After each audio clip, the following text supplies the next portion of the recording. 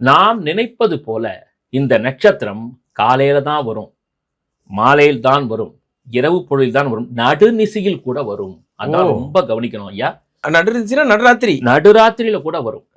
இதுதான் கவனிக்க வேண்டும். நீங்க ஒன்ஸ் ஆரம்பிச்சிட்டீங்கன்னா அதை செய்து கொண்டே இருக்க வேண்டும். இப்போ மார்கழி, இப்ப மார்கழியில நீங்க தொடங்கிட்டீங்கன்னா அடுத்த மார்கழி வர வரைக்கும் அந்த நட்சத்திர நேரத்தை நீங்கள் சரியாக கணித்து அதை நீங்கள் செய்து கொண்டே வந்தால் நம்முடைய காரியங்களை இறைவன் கணிக்க துவங்கி விடுவான்.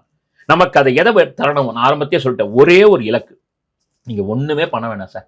அந்த நேரத்தை, இது ஒரு பெரிய விஷயமா சொல்லுங்க, அந்த நேரத்தை குறிக்க போறோம், அழகா அந்த வீட்டுல உட்கார போறோம், 2 விளக்கு ஏற்ற போறோம், தேவைப்பட்டா பாலோ பழமோ வச்சுக்கலாம், அது நிர்பந்தம் கிடையாது. தண்ணி தான் முக்கியமா, 2 செப்பு பாத்திரத்துல தண்ணி, நல்ல தண்ணி வச்சு துளசி போட்டு அப்படியே உட்காந்து அமைதியா கண்ணை மூடி உட்காந்துக்கிட்டு உங்களுக்கு தெரிந்த இறை நாமத்தை, பெருமாளேன்னு சொல்லலாம், மகாலட்சுமின்னு சொல்லலாம், ஸ்ரீனிவாசான்னு சொல்லலாம், உங்கள் அந்த இறைவனுடைய பெயரை ஒரே ஒரு தடவை தூய தமிழ்ல சொல்லி, அபிஜித் நட்சத்திரமே, நட்சத்திரத்தின் இறைவா, எனக்கு இப்படிப்பட்ட வரத்தை நான் ஒரு வரம் தான் கேட்கிறேன். இவ்வளவு காலம் நாங்கள் காத்துட்டு இருந்தோம், இனிமே எங்களுக்கு காத்துட்டு இருக்கிறதுக்கான நேரங்கள் இல்லை, நீ அதை எனக்கு நல்லபடியா முடிச்சு கொடுக்கணும்னு மனப்பூர்வமான பிரார்த்தனை பண்ணி அந்த 24வது நிமிஷம் துவங்கக்கூடிய நேரத்தில் ஒரே ஒரு கற்பூர தீபாராதனை பண்ணி 2 நமஸ்காரம் பண்ணிட்டு நீங்கள் பாட்டுக்க உங்களுடைய பணிகளில் மூழ்கலாம். இது ஒரு கஷ்டமா சார்?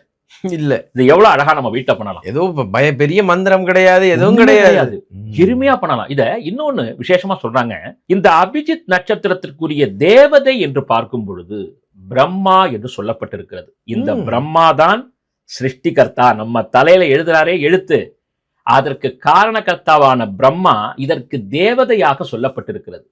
ஏன்னு கேட்டீங்கன்னா,